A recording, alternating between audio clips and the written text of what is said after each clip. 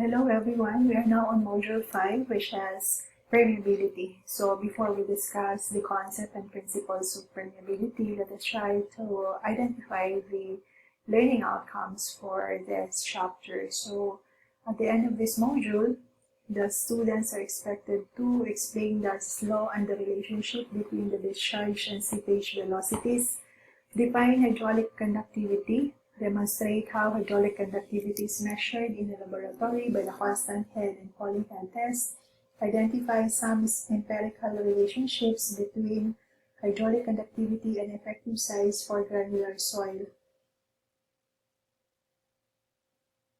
Identify some empirical relationships for hydraulic conductivity in adhesive soil. Determine how permeability may vary by direction. Calculate an equivalent hydraulic conductivity for stratified soil. Demonstrate how permeability is tested in the field by pumping pump wells, and solve problems on uplift pressure for hydraulic structure.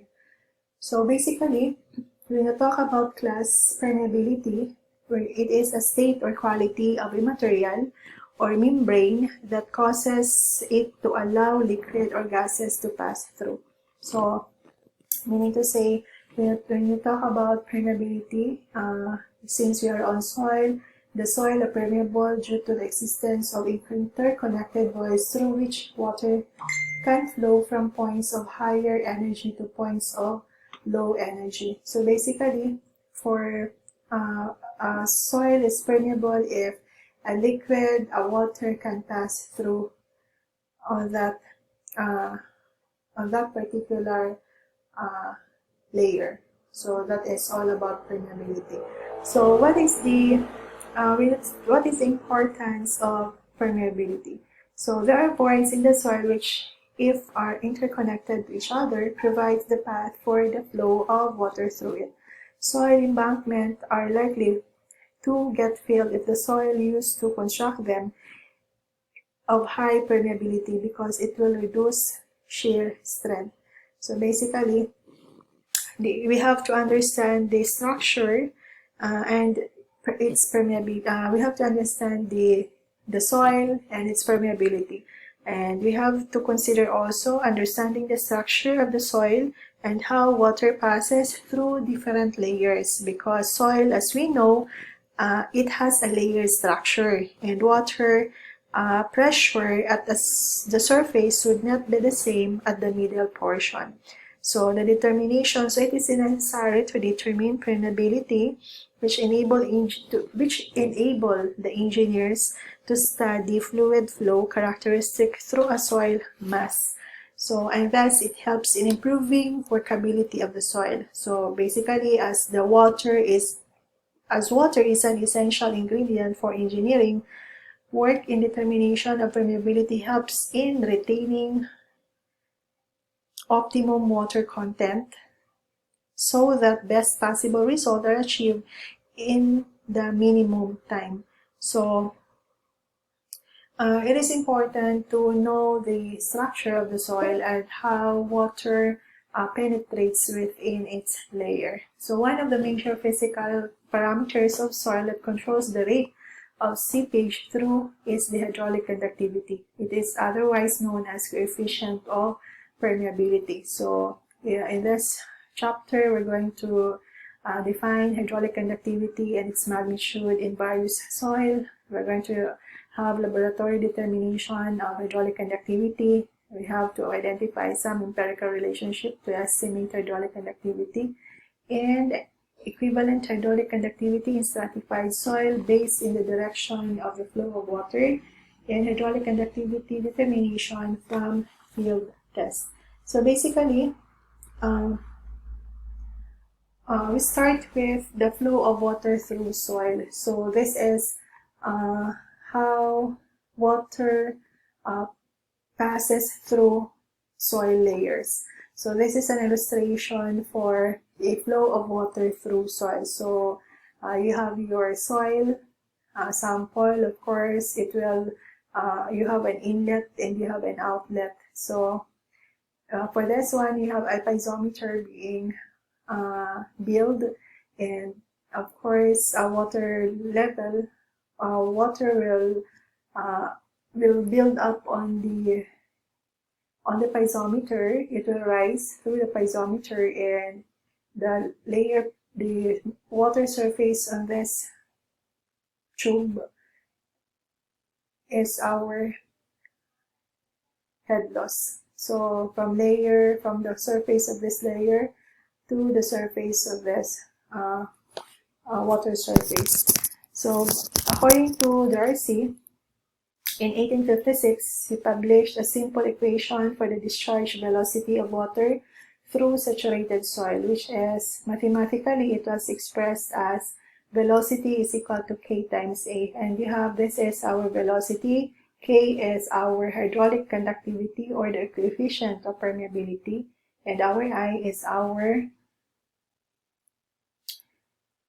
hydraulic gradient. So basically, we can, through identifying the value for velocity, we can compute for the seepage velocity, which is denoted by V sub S. So seepage velocity now is the velocity of water as it penetrates within the soil layer.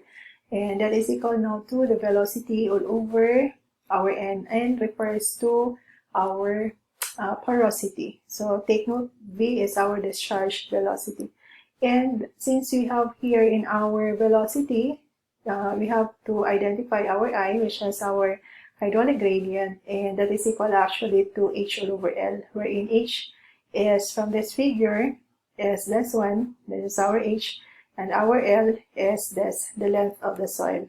So our H here is the head loss actually, and our L is the length of the soil, so that we can compute for hydraulic gradient. And of course, K is the coefficient of permeability or hydraulic conductivity. It can either be meter per second or meter per day, dependent on the given unit, the certain problem, and of course the porosity.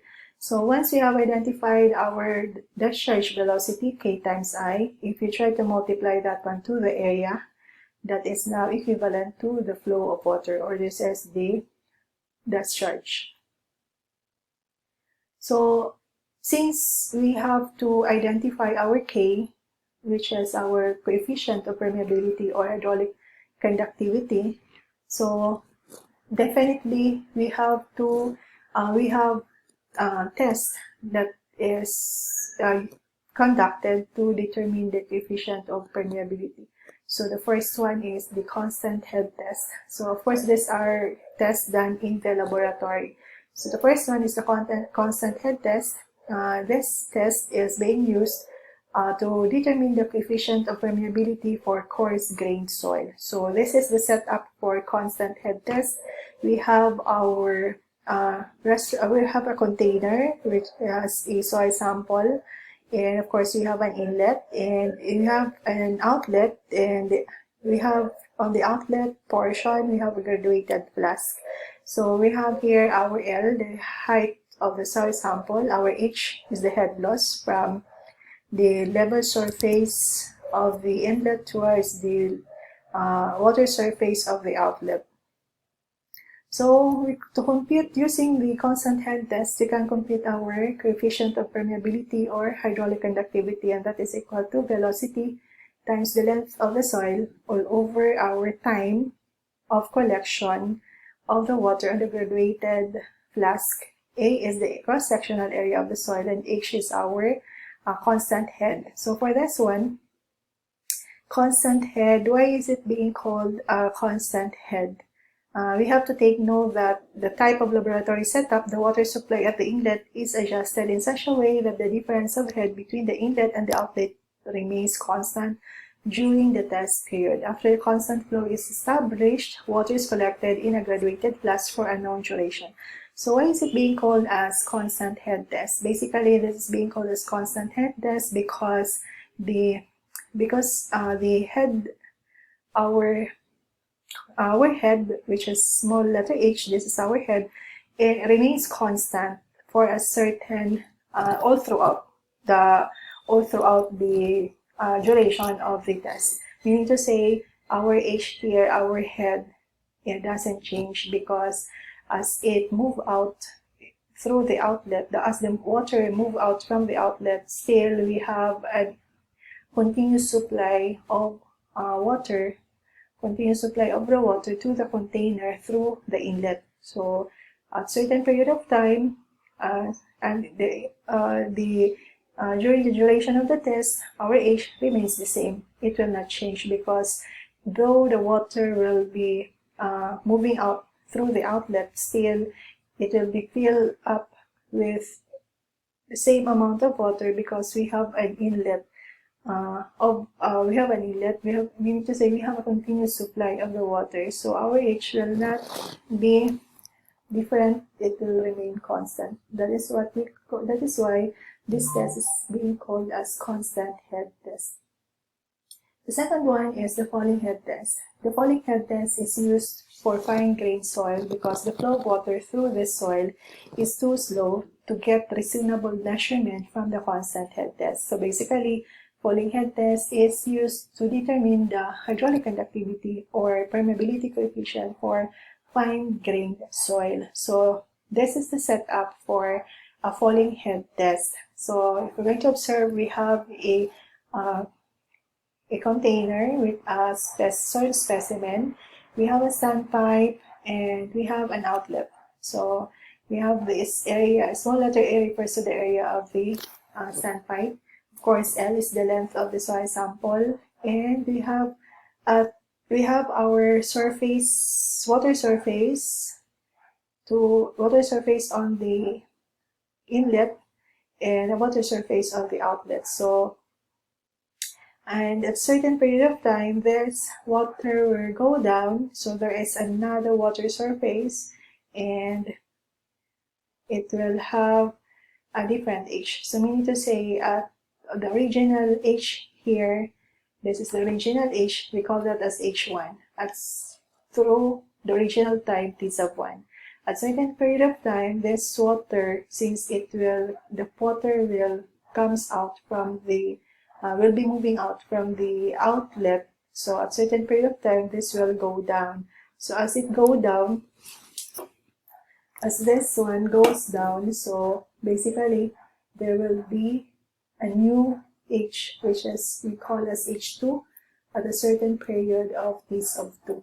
So meaning to say for this, our head is not constant. The head here falls down. So that is the reason why it is being called as falling head test, because the head here is not stable, it is not constant. At a certain period of time, it will go down, and there is a change on the head. So that is why it is being called as falling head test. So the formula to compute for the hydraulic gradient or permeability coefficient is this expression. This is the equation. Small letter A refers to the area of the standpipe. This is the length of the sample over the area of the soil sample. T sub 2, the time that the water goes down. T sub 1 is the original time. Ln of H1 is the original H, and H of 2 is the head as it goes down through time t sub 2. So those are some of the laboratory tests to compute for the hydraulic conductivity or permeability coefficient. So